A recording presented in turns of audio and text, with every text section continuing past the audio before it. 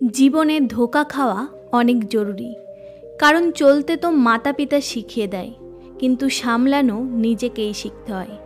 জীবন অনেক ছোট, এই জন্য কোনো মানুষের পিছু করার থেকে অনেক গুণ ভালো নিজের স্বপ্নকে পূরণ করা, জীবনে হাসতে থাকা। এই জন্য নয় যে আপনার কাছে হাসার কারণ আছে, এই জন্য কারণ এই দুনিয়ার কোনো ফারাক পড়ে না আপনার চোখের জলের থেকে। চিলের উঁচু উড়ান দেখে পাখিরা কখনো ডিপ্রেশনে আসে না, কিন্তু মানুষের উঁচু উড়ান দেখে মানুষ নিজেই খুব তাড়াতাড়ি ডিপ্রেশনে চলে যায়। প্রায় সময় আমরা জীবনে চিন্তা করি যে আমরা জীবনে এমন কোনো পাপ করিনি, তারপরেও আমাদের জীবনে এতটা কষ্ট কেন এসেছে। এই কষ্ট আর কোথা থেকেও নয়, বরং লোকেদের নিন্দা করার কারণে তাদের পাপ কর্ম থেকে আসে, যেটা নিন্দা করতে আমাদের কাছে চলে আসে। অনেক সময় আগের কথা, একটি গ্রামে একটি গরিব পণ্ডিত তার স্ত্রীর সাথে থাকত। একদিন পণ্ডিত কিছু কাজের জন্য শহরে গিয়েছিল। যখন সে গ্রাম থেকে বাইরে যাচ্ছিল, তখন সে দেখে রাস্তায় একটি পাখি একটি রুটি নিয়ে খাওয়ার প্রস্তুতি নিচ্ছিল। তখন ওই পণ্ডিত ওই পাখির ঠোঁট থেকে ওই রুটি নিয়ে নেয়। মুখের আহার ছিনিয়ে নেওয়ার জন্য পাখিটি নিরাশ হয়ে যায়। আকাশের দিকে দেখে বলে, অন্যকে দুঃখ দেওয়া ভালো কথা নয়। ওই দিন ওই পাখিটি অনেক নিরাশ হয়ে পড়ে। যখন পাখিটি রুটির ব্যাপারে চিন্তা করত, তখন পণ্ডিতকে অভিশাপ দিয়ে বলতো যে, যেভাবে তুমি আমাকে নিরাশ করেছো, ঠিক একইভাবে তুমিও একদিন নিরাশ হবে। রুটির ব্যাপারে চিন্তা করতে করতে পাখিটি কিছুদিন কিছুই খায় না, আর ক্ষুধায় সে মারা যায়। আর ওই পণ্ডিত ওই রুটিকে তার বাড়িতে নিয়ে যায়, আর খুশি খুশি ওই রুটি খেয়ে নেয়। কিছুদিন পর ওই পণ্ডিতের ঘরে একটি পুত্রের জন্ম হয়। ছেলেটি দেখতে এতটা সুন্দর ছিল যে যেই তাকে দেখত নিজের কোলে উঠিয়ে নিত। মা বাবা তাকে দেখে ক্ষুধা তৃষ্ণা ভুলে যেত। ধীরে ধীরে ছেলেটি বড় হয়। রূপে গুণে ভরপুর ছেলেকে দেখে মাতা পিতার খুশির কোনো ঠিকানা ছিল না। ছেলেটি এত সুন্দর ছিল যে মাতা পিতা তাকে ছেড়ে এক মুহূর্ত থাকতে পারত না। ছেলেটি যখন যুবক হয়, তখন বিধাতার নির্মম খেলায় এই নিষ্ঠুর কালে পণ্ডিত আর তার স্ত্রীর কাছ থেকে খুশি ছিনিয়ে নেয়। যেদিন তাদের ছেলের মৃত্যু হয়, ওই দিন থেকে তাদের চোখের জল থামার নামই নিচ্ছিল না। তারা দুজনেই খাওয়া দাওয়া ছেড়ে দেয়। দিনরাত দুজনে বুক চাপড়ে বলতে থাকে যে আমরাও বেঁচে থেকে কি করব, এর থেকে মরে যাওয়াই ভালো। আমরা কিভাবে তাকে ছেড়ে বেঁচে থাকব, এই সব বলে তারা দেওয়ালে মাথা ঠুকতে থাকে।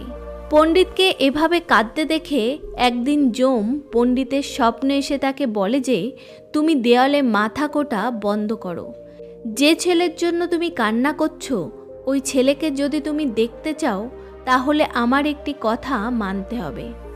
কালকে তুমি ভেতর থেকে দরজা বন্ধ করে তোমার পূজা ঘরে শোবে, আর 2 দিন পর্যন্ত যেন সেখানে গিয়ে তোমাকে কেউ না জাগায়। পরের দিন ব্রাহ্মণ সবিস্তারে তার স্বপ্নের ব্যাপারে তার স্ত্রীকে বলল, আর যমের কথা অনুসারে পূজা ঘরে গিয়ে দরজা বন্ধ করে শুয়ে পড়ে। যখন পণ্ডিতের গভীর নিদ্রা আসে, তখন একটি যমদূত সেখানে আসে, আর পণ্ডিতের শরীর সেখানেই ছেড়ে তার আত্মাকে সাথে নিয়ে যমলোকে চলে যায়।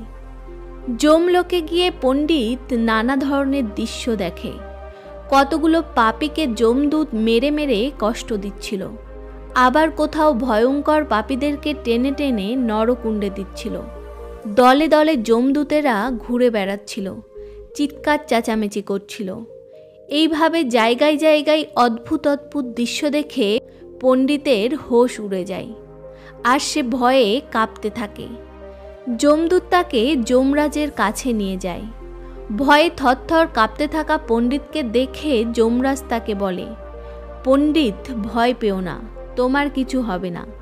তুমি একটু ওই তরুণদের দিকে দেখো, তাদের মধ্যে কি তোমার কোনো পুত্র আছে? পণ্ডিত ওই তরুণদের দিকে দেখে, আর সে তার পুত্রকে সেখানে দেখতে পায়। পুত্রকে দেখে পণ্ডিত খুশি হয়ে যমরাজকে বলে, হ্যাঁ মহারাজ, সে আমার পুত্র।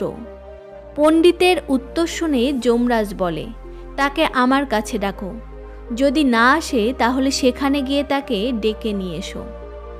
পণ্ডিত তার পুত্রকে ডাকে, কিন্তু সে আসে না।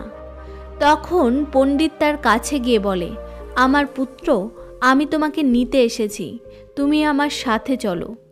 পণ্ডিত 2-3 বার এরকম বলে, কিন্তু তার পুত্র তার দিকে দেখে না।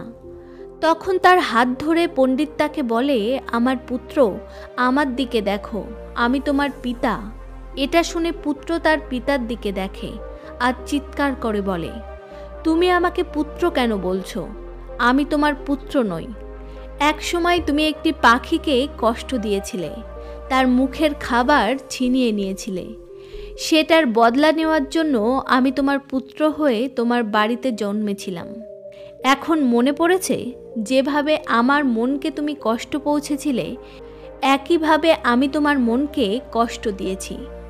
পুত্রের উত্তর শুনে পণ্ডিত নিরাশ হয়ে যায় আর যমরাজের কাছে গিয়ে উদাস হয়ে বলে, সে আমার পুত্র নয়। পণ্ডিতের কথা শুনে যমরাজ তাকে বলে, তোমরা ফালতু ফালতু আমার ওপর দোষারোপ দিচ্ছিলে, এখন জেনে গেছো না কার দোষ ছিল? এতটা বলে যমরাজ তার দূতকে ইশারা করে, আর ওই দূত পণ্ডিতের আত্মা নিয়ে তখনই ওই পূজা ঘরে পৌঁছে যায়। পণ্ডিতের শরীরে তার আত্মা দিয়ে যমদূত সেখান থেকে চলে আসে। পণ্ডিত জাগতেই তার স্বপ্নের ব্যাপারে সব কিছু তার স্ত্রীকে বলে, আর তারপর পণ্ডিত আর তার স্ত্রী তাদের পুত্রের জন্য অশ্রু ফেলা বন্ধ করে দেয়। আর তারপর পণ্ডিত আর তার স্ত্রী তাদের পুত্রের জন্য অশ্রু ফেলা বন্ধ করে দেয়। কারোর ব্যাপারে খারাপ বলা, নিন্দা করা বা হিংসা করা, এই সব কিছু আপনার সফলতাকে এবং খুশিকে থামিয়ে দেয়, আপনার জীবনে গভীর প্রভাব ফেলে। কর্ম একটি এমন জায়গা যেখানে আমাদের তাকে ডাকার প্রয়োজন হয় না। আমরা যেভাবে কর্ম করেছি আমরা সেটাই ফিরে পাই। কর্ম সবশেষে সামনে আসেই। যেমনটা বুনবে তেমনটাই ফসল পাবে, সেটা আগে হোক বা পরে।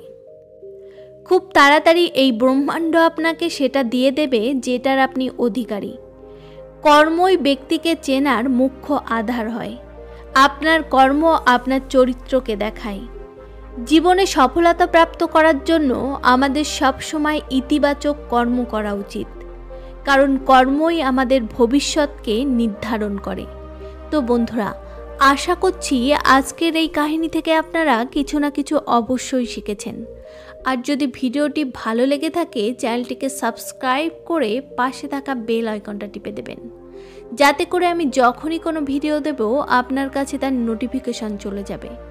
দেখা হচ্ছে পরবর্তী কোনো কাহিনীতে।